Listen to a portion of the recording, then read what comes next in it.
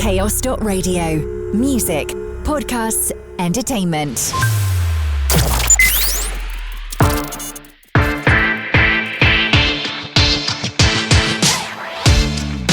Hello and welcome to the latest edition of NEWSWAVE, written, produced and recorded in the heart of Cornwall by the team here at Chaos Radio.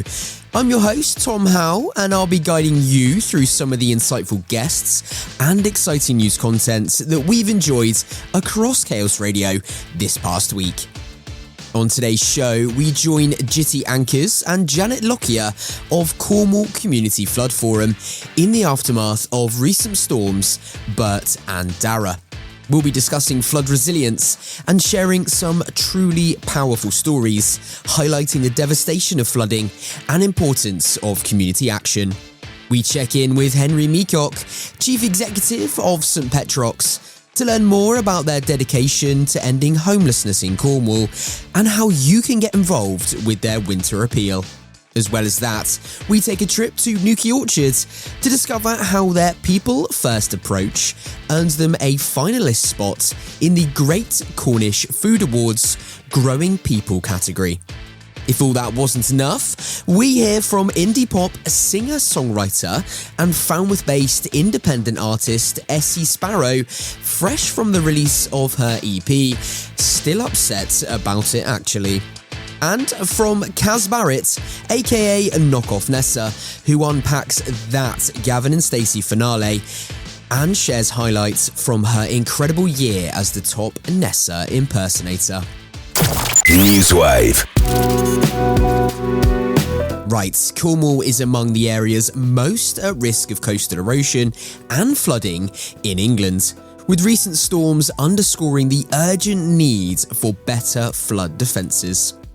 Now, in the first of a new series, Chaos Radio explores flood resilience with the Cornwall Community Flood Forum. We'll hear from Chair Gitty Ankers in a moment, but before that, Trustee Janet Lockyer shares her own incredible story, a stark reminder of just how quickly disaster can strike and how community action can make a difference. NEWSWAVE. We were very badly hit by floods in 2010 from a very small stream that my husband and I actually knew very little about, apart from it was a pretty little stream. And 5:30 in the morning, I called my husband because I was up early for work and said something's not right. He opened the door, went to the bridge and said we're in deep trouble. He moved one car, I was by the front door, and then there was like a tsunami of water that came up the path, totally tipped all the furniture over, and we had a metre of water in the whole of the ground floor of the house within 10 minutes. We had to go and wake the other people up. I actually swam out of my gate, and the next morning I thought we would get help. Nobody turns up. I was horrified, and we formed meetings which slowly the other communities, Gitty, Pentu and Lostwithiel Fields and Blazy, came on board. And we had regular meetings to move this on. Slowly, the Flood Forum developed, and I became part of it because I realised that you did need resilience and you have to understand, you have to help yourself. I formed an emergency plan for our community because it fitted around it better. We live in a great community. The whole village turned out and helped us with the house, emptying it. The community's there, the resilience is there, but the people have to know how to act on that. And we've moved on so well with the Flood Forum that more people understand they have to take responsibility and act. And these plans, now you can monitor your own pinch points, your rivers, your drains, wherever your flooding's coming from. And we constantly keep drains clear. We live in Falmouth, only 36 of us live there, and at the top of the hill is St Hugh, and now all I have to do is pick the phone up and it goes bump, bump, bump, and we have lots of help. But we flooded 2010 very severely. 2012 we got some resilience. wasn't quite so bad, but we still had to move out the house for 6 months. You've got to find somewhere to live and take your animals. So we had a caravan on the drive. So the Flood Forum has helped me to push that message out. And I have done a couple of presentations to show how severe the flooding can be and how it impacts your life. But if you can take control of that situation, then it's positive and not a negative thing, and you can help other people.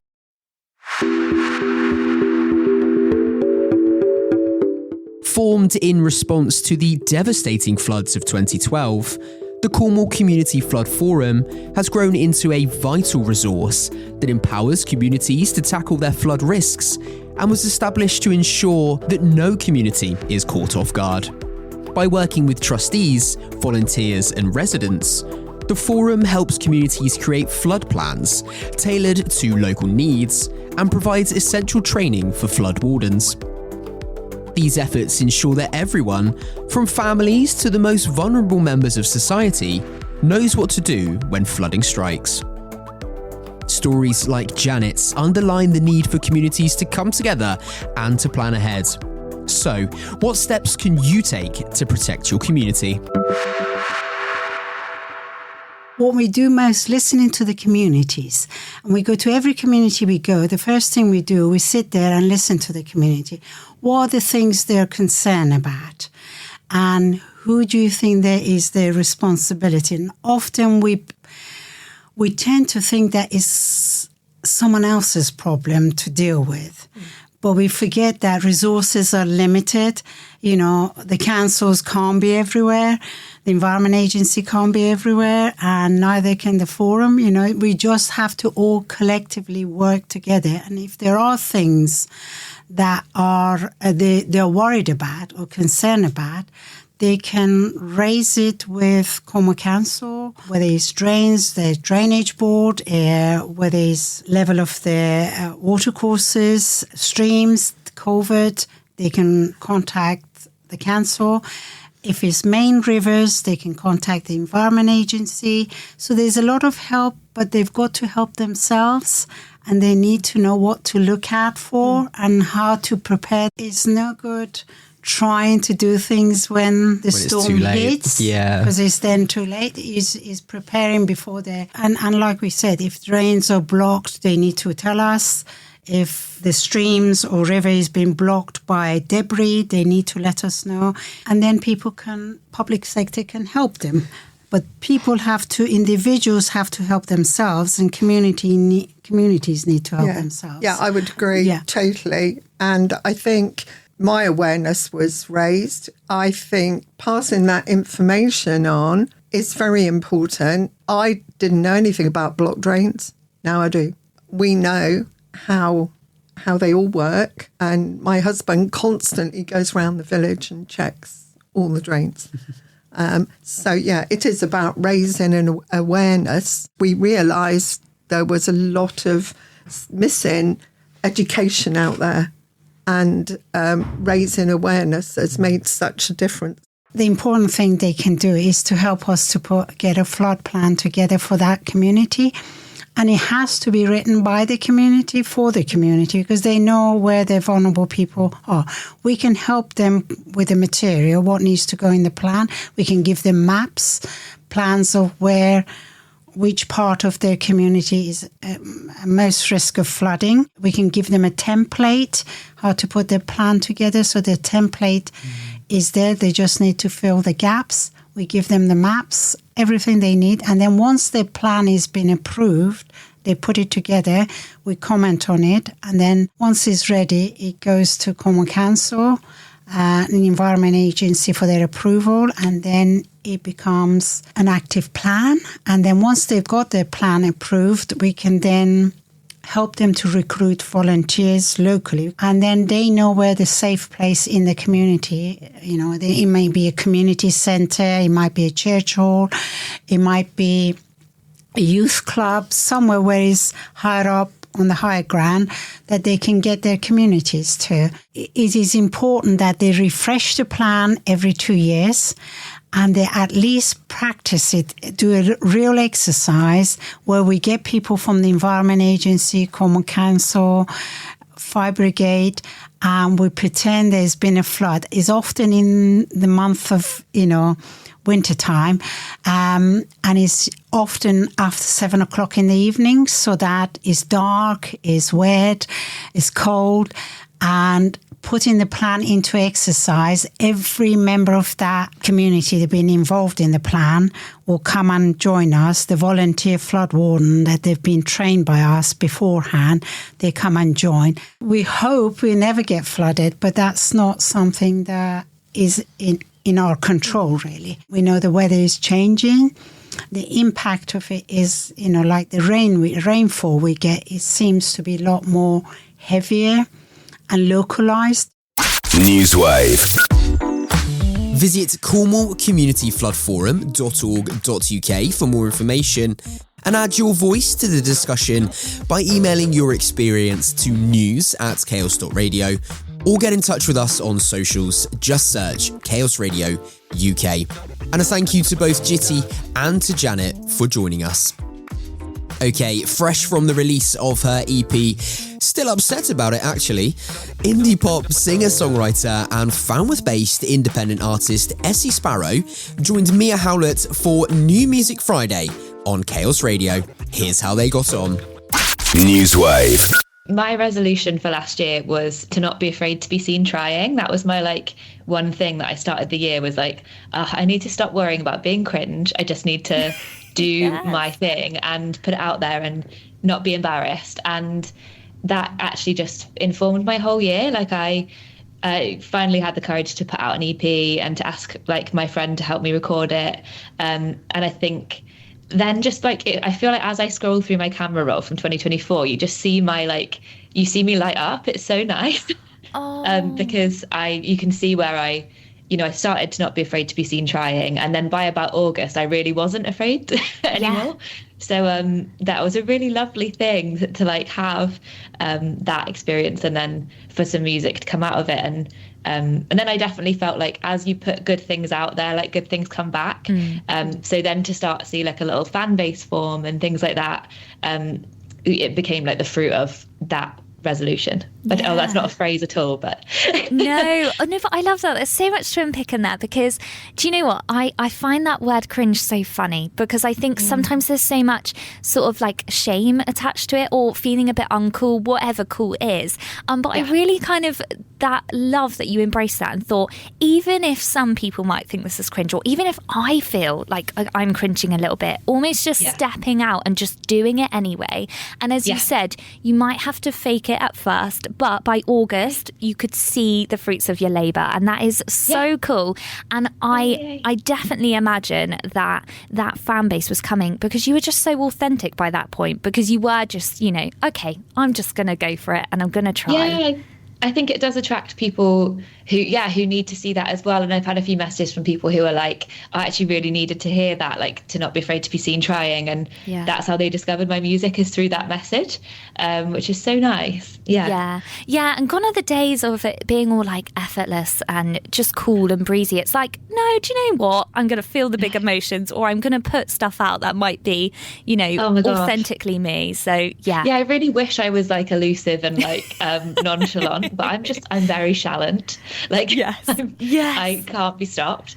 I wish I could be ambiguous and this song's about you decide, and I'm no, it's about this. Yeah, no, love it. I'm here for it 100%. And I mentioned earlier, of course, you released your EP, Still Upset About It, actually, just a couple months ago, so still quite soon. I wonder if you could tell us the story behind creating that. Yeah, I mean, I've been playing in pubs in Falmouth and locally for maybe over a year. Before that, I'd stopped playing music for about 6 years because someone told me I couldn't sing. Oh my goodness. So I didn't play out of the house. I was so anxious and nervous about it. And then I think it was the year before this year, 2023, I was do you know what? You need to just practice. People don't just come out of the womb like an amazing performer. You need to go and give it a go. So I started doing open mics and just really found my confidence again. So then I started writing again, developed about 5 songs that I knew I could make into a little project. and then asked a really good friend of mine who produces music for her band if they could produce this EP. Yeah.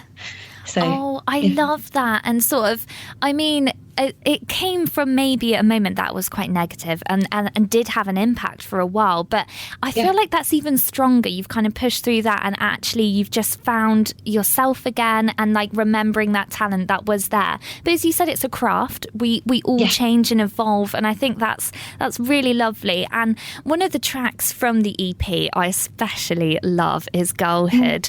We've made it our new Music Friday track this week. So I'm going to play it out in full after 12. But I really like the storytelling throughout. And as you said, you were very sort of forward-facing about what this song was about and what the EP was about. And I definitely think it's something many women can relate to. I wonder if you can tell me about the writing process behind it, because it does seem very authentic about what you were experiencing whilst you were writing it. Basically, it came out of a day where I woke up and I went on my phone, and the first thing I saw on my phone was an ad of how to lose weight. And then I scrolled and the next thing was gummies to help you as a woman be better. And I was like, ah. And the next thing was, and I just felt like I was being bombarded with kind of ads about I just need almost I had to spend money to be a beautiful woman. And then later that day, I was like, do you know what? I need an evening to myself. I'm going to stay at home. I'm going to do loads of amazing makeup and I'm going to take loads of selfies. And I had an amazing time. I just spent the whole evening taking pictures of myself. And then I told people about it, and lots of people acted like it was really sad, like a sad thing to do. No. And I was like, can't women live? Yes. I was like, I just was hit with the complexity of what we should be, what we're told to be as women, and then also whether how things are labeled, whether something's sad or something's okay. And I thought to myself, if I'd have painted a self-portrait, would that have been acceptable? But because it was a selfie, was that not acceptable? And I was just the line we have to walk is so.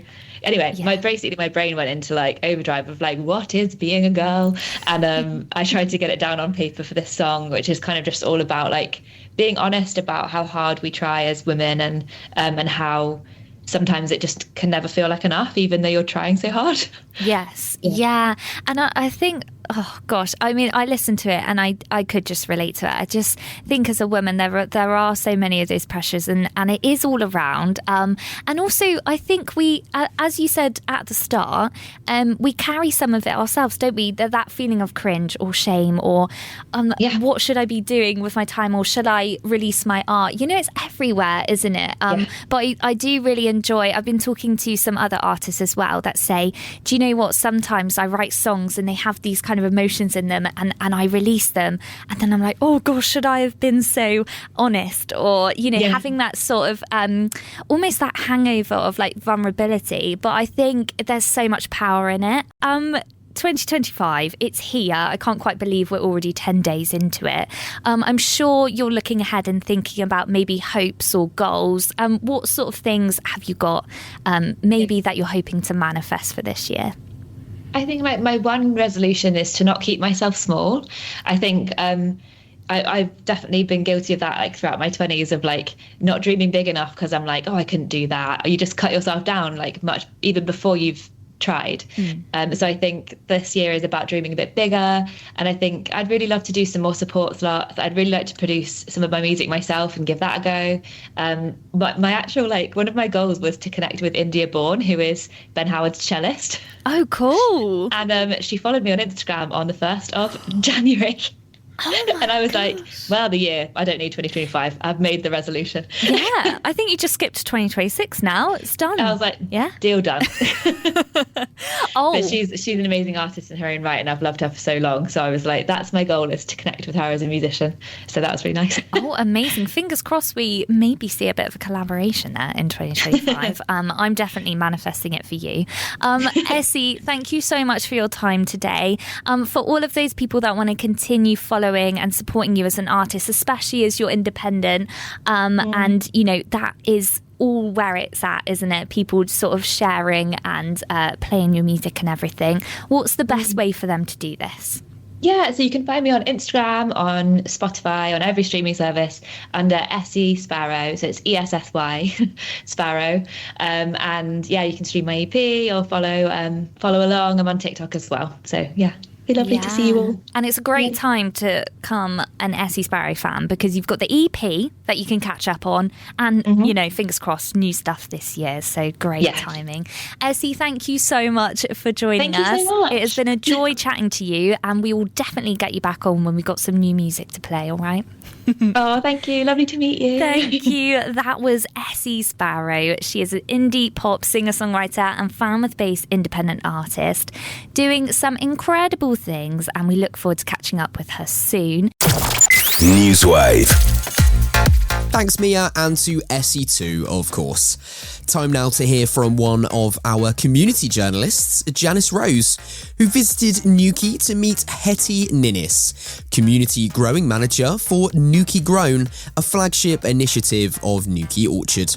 Recently named a finalist at the Great Cornish Food Awards Growing People category, Janice uncovers the secrets behind the orchard's success. NEWSWAVE. We're here on this is a county farm, a council farm, and we're one of the subtenants. So Newquay Orchard rents this lovely 4-acre field, and we've been here 3 years. And it was grass when we first started, and now we've got 2 acres is growing vegetables. We're about to plant an orchard, lots of lovely apples and plums and damsons going in at the start of February. They won't be going in our veg bags for another 5 years though, a bit of a wait. And then we've also got another 2 acres we're hoping to start cultivating on really soon. So yeah, we're really young, but we're growing quick. When I first moved to Newquay, that's probably 9 years ago, Newquay Orchard was very different to how it is now. It seems to have grown exponentially.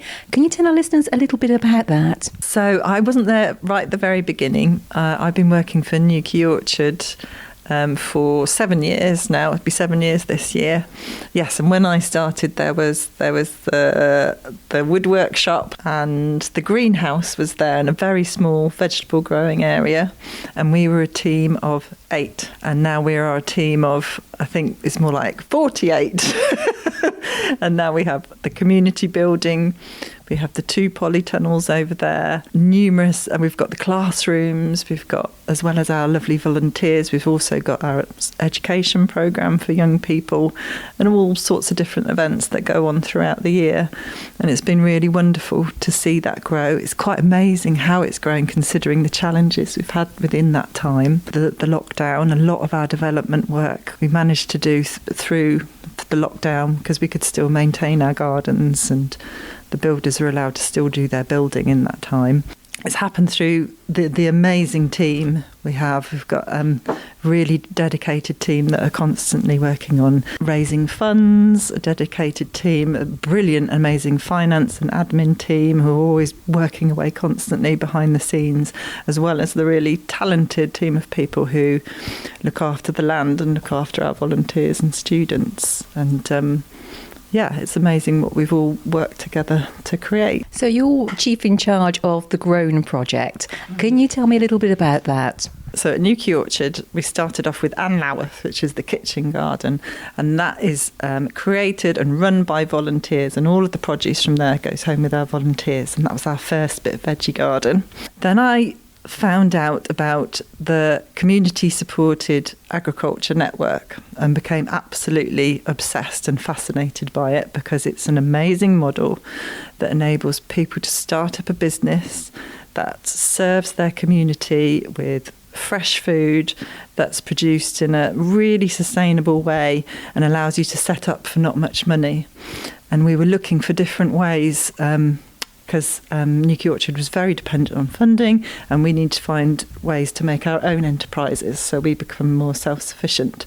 So we had a chat to all the managers, and they talked about it with the directors, and we thought, well, let's give it a go. And our first step into community-supported agriculture was it's 3/4 of an acre, 1 polytunnel, and we had 1 member, and that was Canteen, who were the first people who rented our restaurant space in the community building.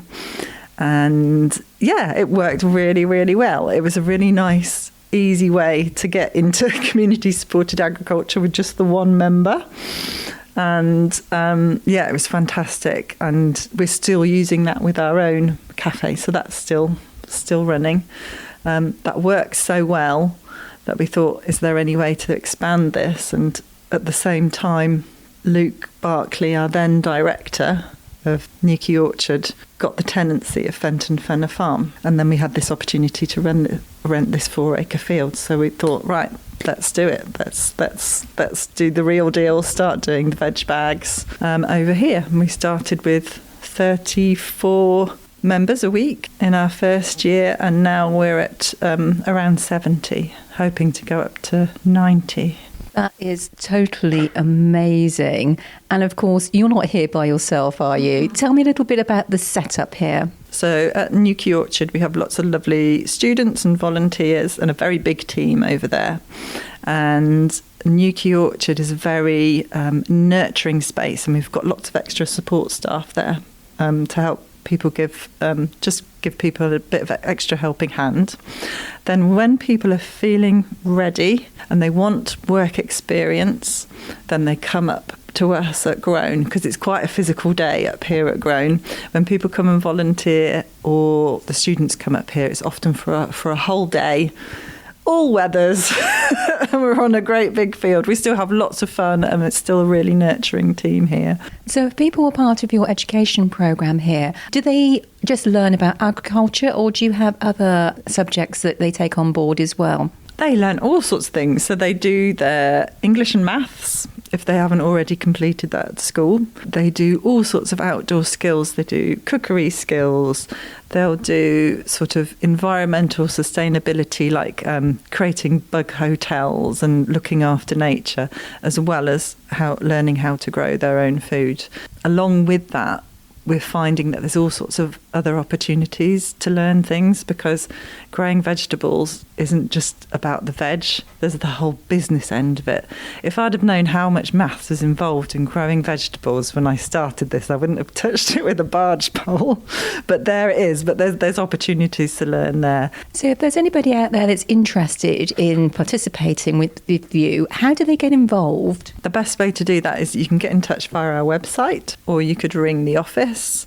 And depending on what you want to do, if you're a young person, 16 to 24, you need to ask to chat to our education team. Keep your eye out for open days for the education. If you're an adult, we have just traditional volunteering, and you can volunteer over at the orchard. Or if you are ready for a more energetic day, you want to learn more about market gardening, then you can come up over to Grown.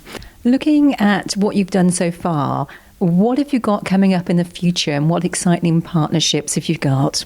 Oh my goodness, there's so many things we're involved with. For Grown, I'm really excited about the fruit trees we're about to plant on the 1st of February, and we'll be having a community tree planting day on that day, so do come along. I'm really excited about getting our organic certification with the Soil Association, because it's an organisation that I really believe in.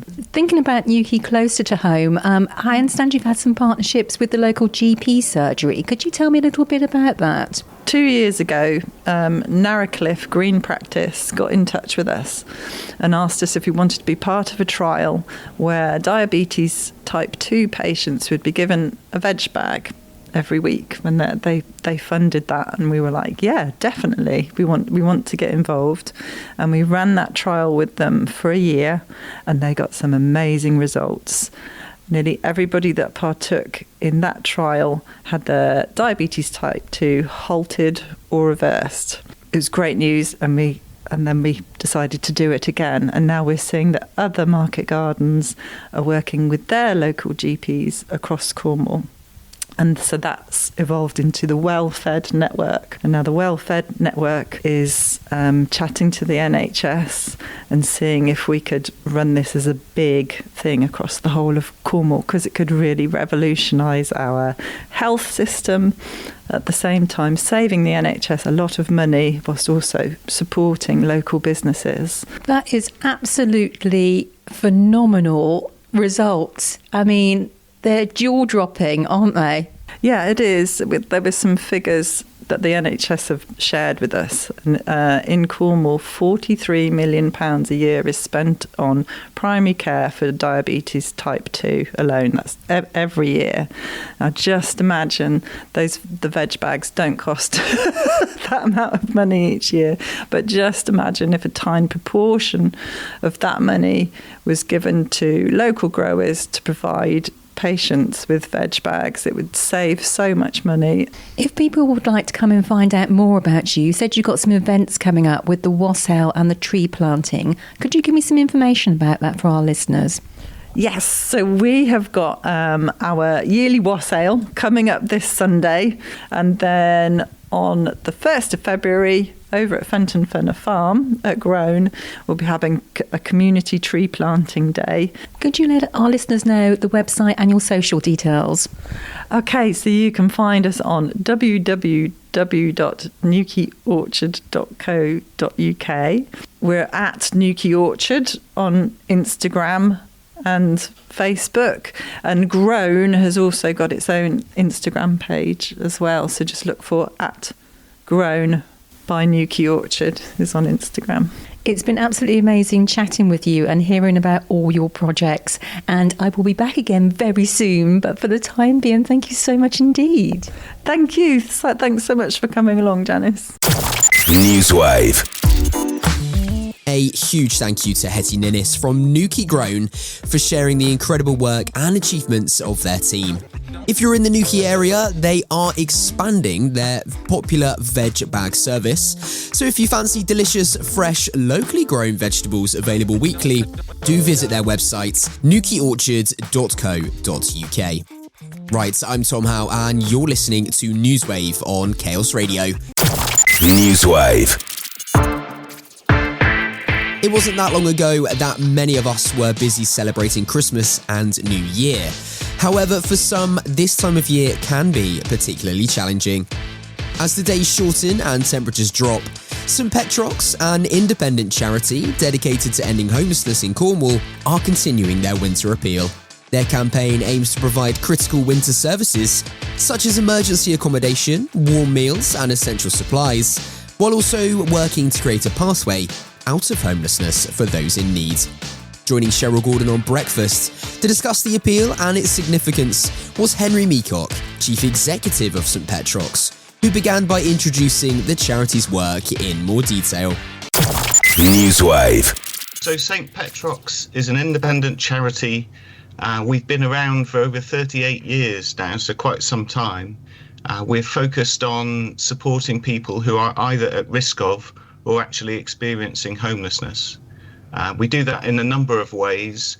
We have a couple of quite large drop-in centres, one in Truro and one in Penzance, where people who are street homeless can sort of come in, get access to the very bare essentials really, have a shower, get some clothes, have a bit of food.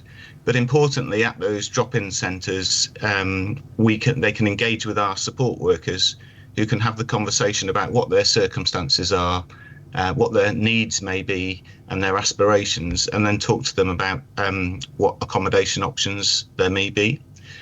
We also have an outreach team who work across the county responding to referrals, who go and support people who have been reported as sleeping rough or maybe in need.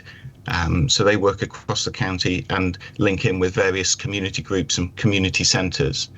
On the residential side, we have 24 properties across Cornwall offering supported accommodation. So at any one point in time, we can house around 166 people in our supporting accommodation houses. And that is housing, recognising people may need that additional bit of support. So we have various things like counselling, we have a works programme, training programme, volunteer programme, ultimately trying to get people closer to employment, recognising that's an important pillar of moving away from homelessness for good. But at this point in time over the winter, we operate an emergency accommodation programme, and that's really getting people safely indoors where the weather is really cold, really unpleasant. Sometimes the weather can present a danger to life. And this winter has been no different.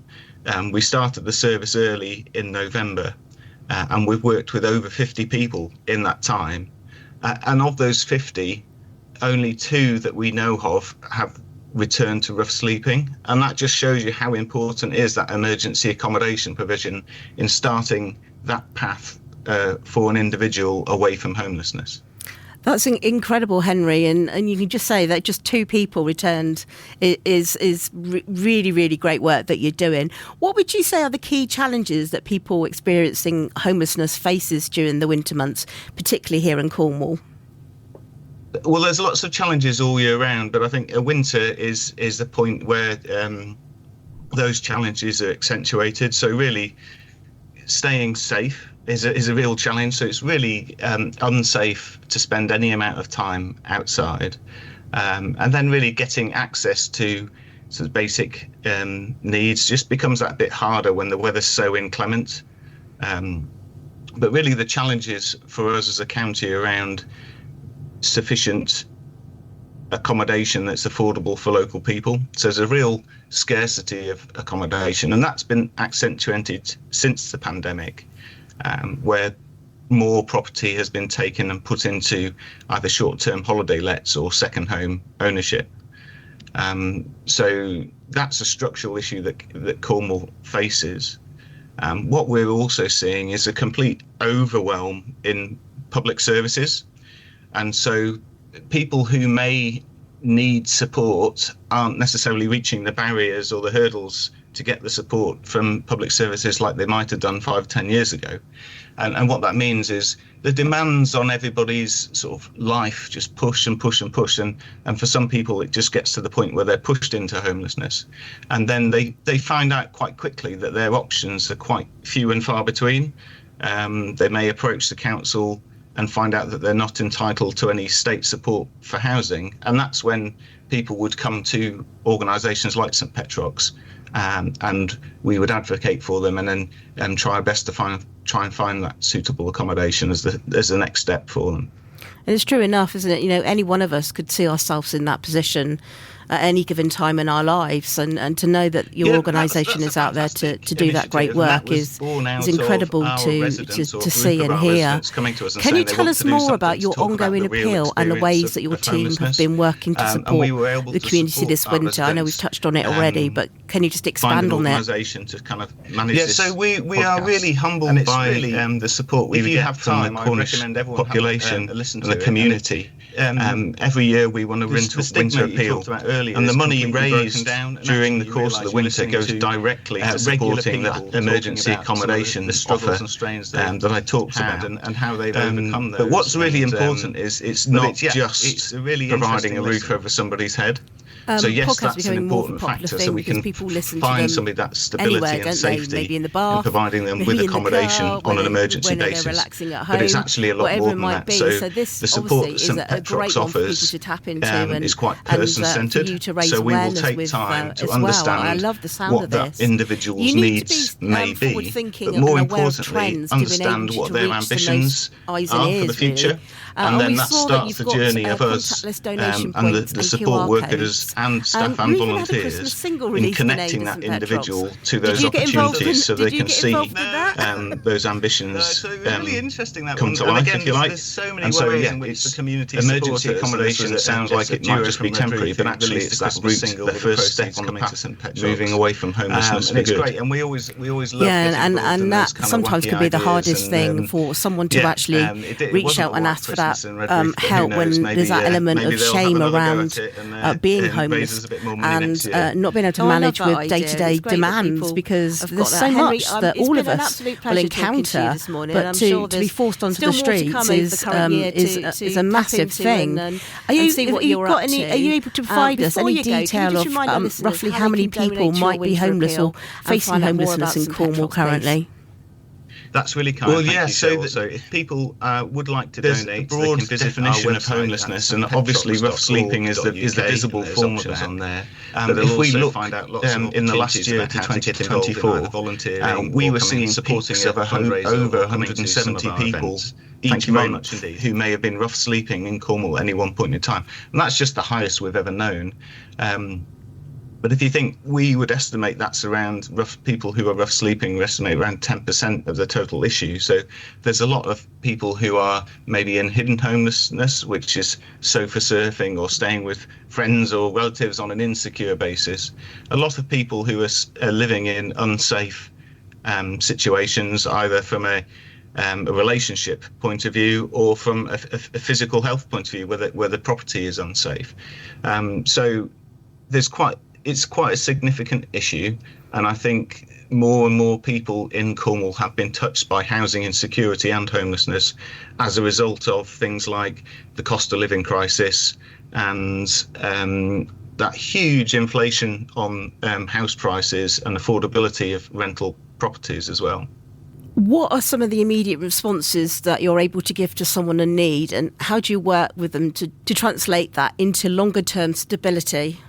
Well, the first thing we would do is ask anybody who's facing challenges around housing to come forward and seek support. So that while people are in either tenancies or in accommodation, if people are struggling, then please do reach out, and that could be getting in contact with organisations like St Petrocs or approaching the council for support. Because if we can prevent homelessness, that's the best way to resolve it. And it is possible. Day in, day out, we prevent people becoming homeless, and there are many organisations across the county and the country that will do the same. If people do find themselves in a position where they are street homeless, I think it's really important that they then seek that urgent support, either from the local authority, understand what their entitlement might be to either advice, housing and benefits, which is an important safety net for us in this country. But try and get advice with that. So there are lots of organisations, but St Petrocs can offer support and advice to people, just initially trying to find out what that immediate solution is.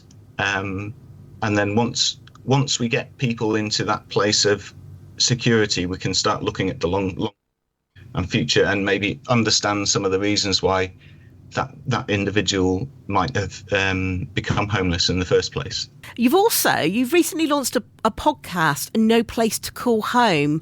This sounds pretty awesome.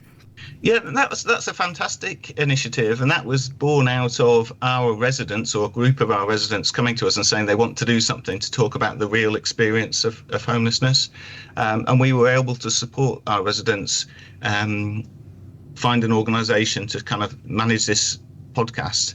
And it's really, if you have time, I'd recommend everyone have a listen to it. And the stigma you talked about earlier is completely broken down, and actually you realise you're listening to regular people talking about some of the struggles and strains they've had and how they've overcome those. And but it's a really interesting listen. It's been an absolute pleasure talking to you this morning. I'm sure there's still more to come over the current year to tap into and see what you're up to. Before you go, can you just remind our listeners how they can donate to your winter appeal and find out more about St Petrocs, please? That's really kind. Thank you, Cheryl. So if people would like to donate, they can visit our website at stpetrocs.org.uk, and there's options on there. But they'll also find out lots of opportunities about how to get involved in either volunteering or supporting a fundraiser or coming to some of our events. Thank you very much indeed. NEWSWAVE. Thanks to Cheryl and Henry there. Okay, our last stop takes us to Barry and to Kaz Barrett, better known as Knock Off Nessa, who joined Ross Lannon for a debrief post-Gavin and Stacey finale, discussing the episode that had the whole nation talking. Kaz also updated us on the amazing success she's had this year as the #1 Nessa impersonator, from working with famous brands to meeting the cast, appearing on TV and hosting her very own Netflix tours around Barry Island, on Dave's coaches, of course. NEWSWAVE. What do you think it is about Gavin and Stacey that just has the nation obsessed? I think it's probably because everybody knows one of those characters. Everyone got a friend who's a Ness. Everyone got a Bryn, a Gwen, a Dave, a Stace, a Gav. All of them. We all know someone we can relate to as that person, right? And I think it's just the humour behind it, how they bonded over the years as a proper family, even though Bryn will never let anyone in, as we saw. We did. And it's just one of those shows where I've got no shame in admitting it's hands down my all-time favourite show. Absolutely love it. And just before Christmas, I wasn't very well and I had some spare free time on my hands, and I thought, do you know what, I'm going to binge watch the entire box set in the lead up ready for Christmas, which I think many people did. And I just sobbed. And I know I'm a grown man, but there is something about it, isn't it? It gets you. It's incredible because it's down to the fantastic writing, really, of James and Ruth, okay? They literally send you on a roller coaster of laughter, crying, emotions, disappointment, elation. Everything is fantastic. And you go up, down, and you can't help but relate to those characters and get right into it.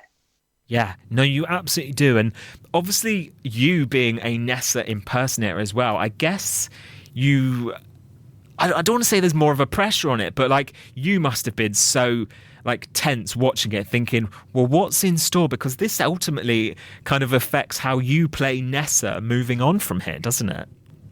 It did. And we watched it. We did a live watch party from the Tadros, which is the Dolphin pub. And we had I think there was 800 people in there at one point watching our reactions to the show. And it was lovely because we did it on that day so that there's people who were on their own Christmas day, and I didn't want that because Gavin and Stacey's brought me so much love and joy. I wanted to share it back. So it was this is a lot of pressure, but I enjoyed all of that. Do you get what I mean? Yeah, I do, because there's been so much hype, obviously, leading up to the finale episode. And a lot of these series that kind of go on a little bit, when they announce there's going to be a finale, you often you get left feeling a little bit like, oh, is that it? Or is unanswered questions. But for me, and I think for a lot of people, I haven't seen any negativity. It hit everything we wanted, didn't it? It did. But I did feel a bit like when I watched the documentary after, and they said nobody wants to see Smithy taking out the bins. I'd happily watch Smithy taking out the bins. Do you get what I mean? We've seen him tiling the bathroom, sleeping in the bath. We've seen it over the slots. I really want to see it keep going.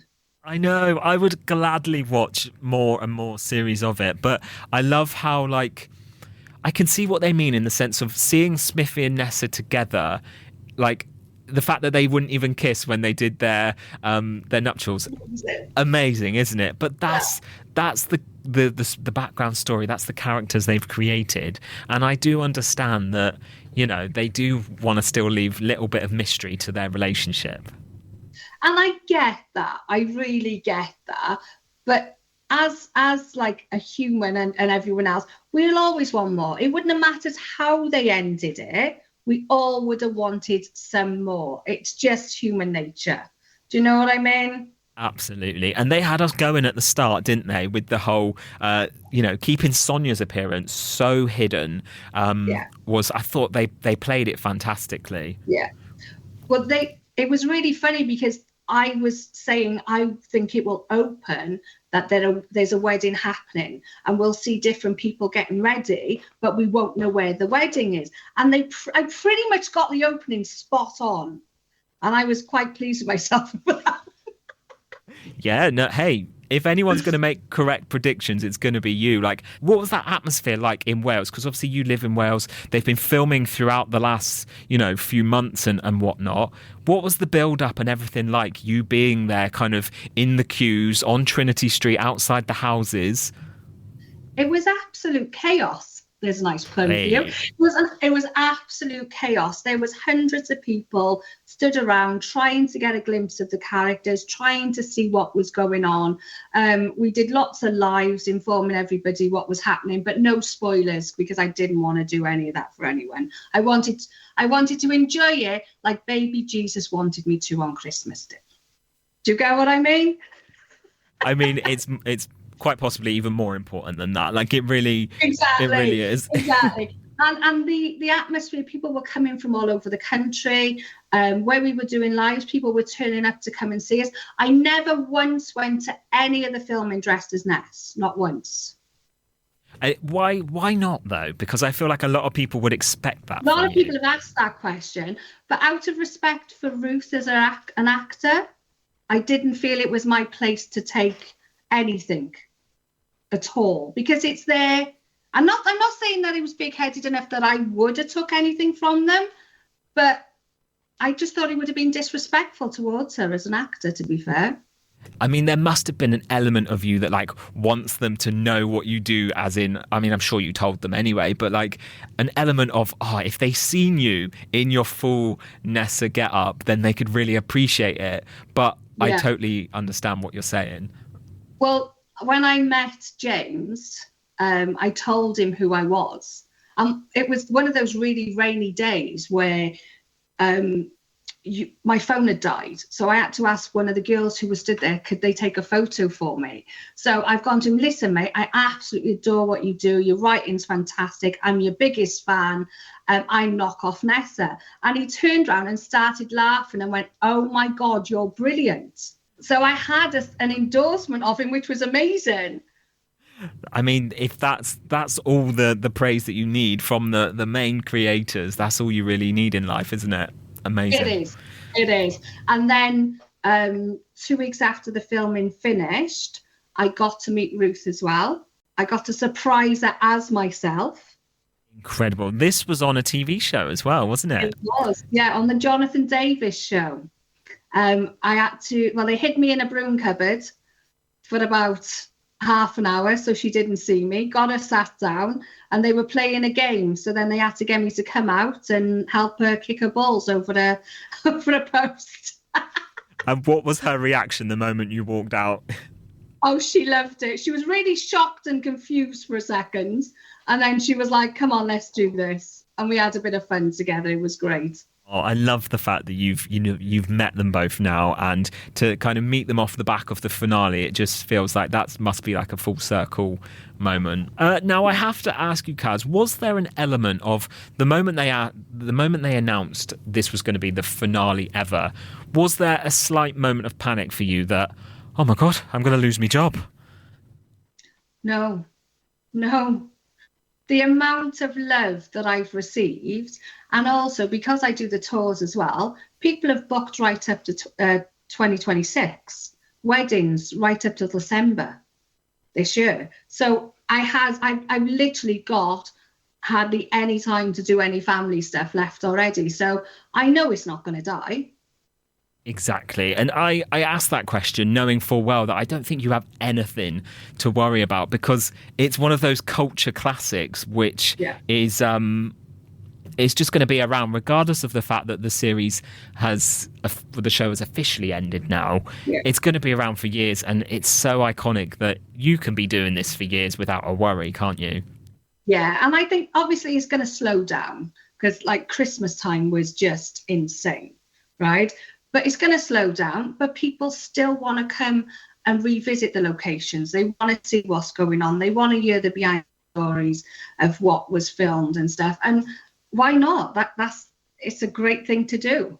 Really is. And finally as well, you're also still doing your bookings, your personalised video messages and appearances. All that. I don't know if you can see behind me as well. Can you read what it says? Can you see? Yeah, we've got a big plaque here for Nessa's Grand Arcade. Tell us about this.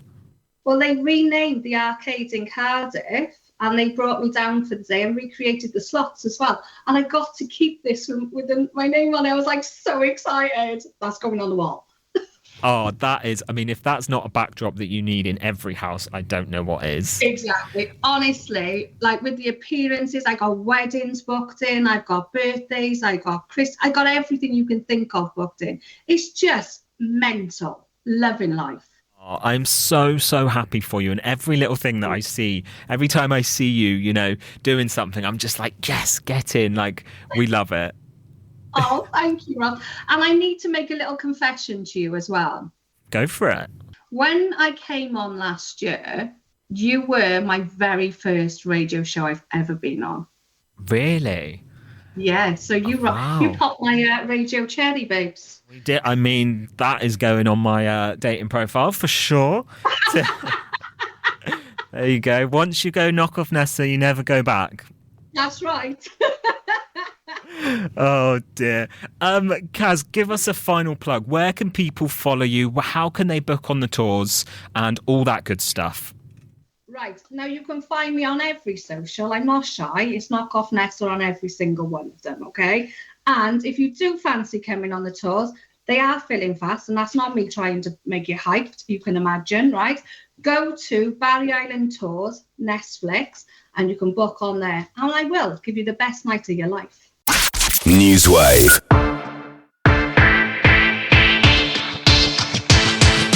Okay, that's all we've got time for on this week's edition of NEWSWAVE. A big Chaos Radio thank you to Henry Meacock, Chief Executive of St Petrocs, Falmouth-based independent artist Essy Sparrow, Hetty Ninnis, Community Growing Manager at Newquay Orchard, to Gitty, Ankers and Janet Lockyer of the Cornwall Community Flood Forum, and to Kaz Barrett, better known as Knock Off Nessa, of course.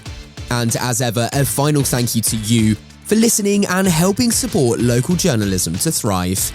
To catch up on all our coverage, as well as to check out our extensive back catalogue of interviews and shows, do head on over to chaos.radio. And remember, if you have a local news story that you'd like to share with us, email news@chaos.radio or search Chaos Radio UK across socials. That's it, you're up to date here on Chaos. I'm Tom Howe, thank you so much for listening. See you next week. NEWSWAVE. Chaos.radio. Music, podcasts, entertainment.